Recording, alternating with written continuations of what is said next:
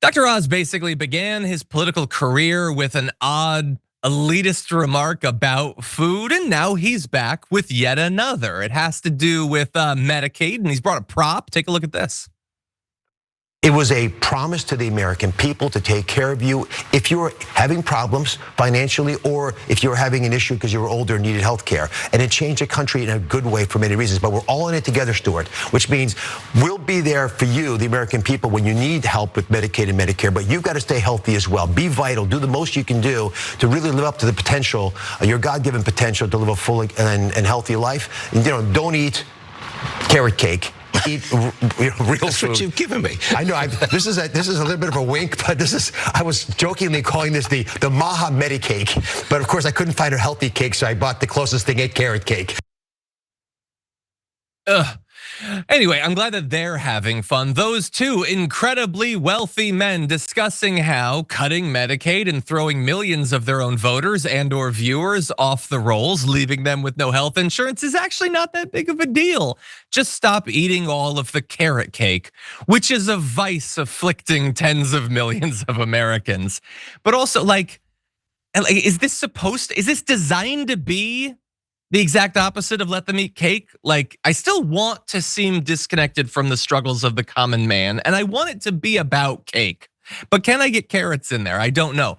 So look, the issue is that people need insurance because sometimes people get sick, and in America more than in other places in the world. And so they're gonna lose access to that. Telling them that they should just stop eating as much sugar. Look, I suppose that's advice. It's more productive than much of what the Trump administration is trying to do, but it feels a little bit tone deaf, and I'm sure that's how people will receive it on social media. It's already the case. Maybe we'll read some of that. But Brian, we have not had you on since the big bill passed, which did the nearly $1 trillion in cuts to Medicaid. This doesn't seem like the best PR strategy coming out of that. What do you think? I mean, it's they're talking out of both sides of their mouth here. They don't want folks to eat carrot cake, and I'm guessing they don't want folks to eat processed foods or high, sugar infused foods or sweets and or things that contribute to obesity and heart disease and all kinds of ailments. But at the same time, we're not doing anything to incentivize people to eat well because we're so critical of any time a government steps in to fund things that are about eating whole foods and vegetables and or getting involved in kids' meals at their, the school, primary school level. We don't incentivize people to even go to the gym. We don't give them a tax break. If you belong to a gym, you could write off their your gym membership. We don't really put our money where our mouth is, quite literally, when it comes to health. We just basically blame people for getting sick.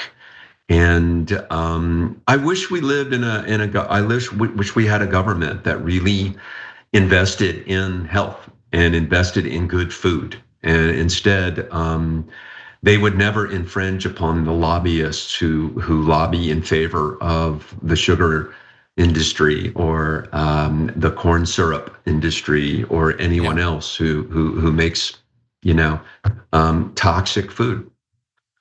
Yeah, 100%. And you mentioned that we don't subsidize the good behaviors of the good foods, and we actively subsidize the bad things. We work hand in hand with the industries that are trying to shove, let's say, carrot cake down people's craw. We won't even put warning labels on alcohol, and we know now that it causes cancer, and there's a direct link to cancer. And in Europe, there's warning labels on beer bottles and cans.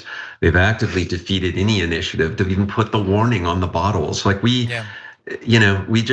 really don't care. I mean, as a government, we really don't give a crap about it.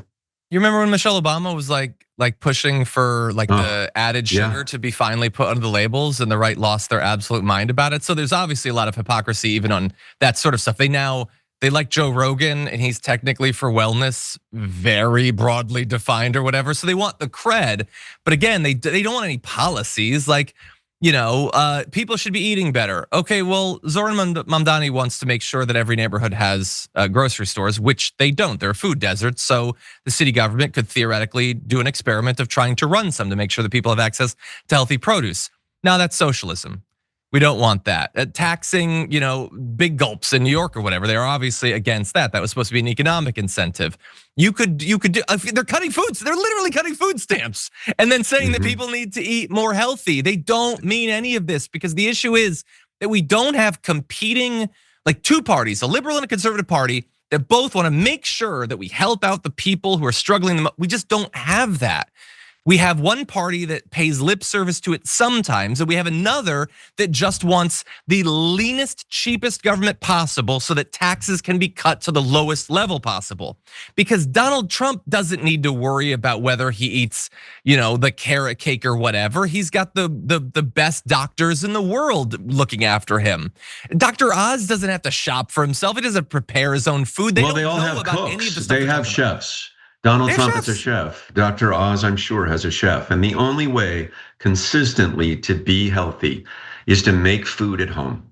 And people who can't afford to buy food in a grocery store eat processed foods, foods that are high in all kinds of bad things and sugar and high in fat, which contributes to heart disease and cancer, and the list goes on, and diabetes, which contributes to high healthcare costs and high insurance rates. I mean, it would be, in this big, beautiful bill, it would have been nice to see somebody do something about health. And just today, there was a landmark study findings that were, I think it's in the Washington Post today, that it's really about food in the end. It's not even about staying active in terms of fitness and getting out and running and doing that every day. This is a landmark study that has basically found that more than anything else, it's what we eat, how often we eat, and how much we eat. And we're not doing anything to help people make good choices. You should definitely send that to me. And do you now feel like your time doing CrossFit was wasted if it's not about activity? No, I'm kidding. I feel like my time in CrossFit contributed to so many different swollen, broken joints in my body. And I wish that I had taken a more moderate approach to it. There you go. And by the way, everybody, as we close, we are focusing on the food part because I found it to be offensive. We also understand that it is, to some extent, a massive distraction from the fact that your health insurance is not just there to combat what obesity does to you. People get cancer, people get viruses, parasites, people get sick in 1,000 different ways that have very little to do with carrot cake. If you enjoyed that, then make sure that you never miss another video by subscribing. And if you want a little more, consider hitting the join button and becoming a member. So you're probably wondering, why would I do that? Well, when you do that, you get access to bonus content that I make every single week, and it's a lot of fun. You get custom emojis and more. If you join at tier 3, by the way, you even get access to a monthly member hangout with myself. And you'll get all that going forward, but you'll also unlock years of the back catalog that is literally 100 or more bonus clips and top 10 lists and debates and more. So what are you waiting for?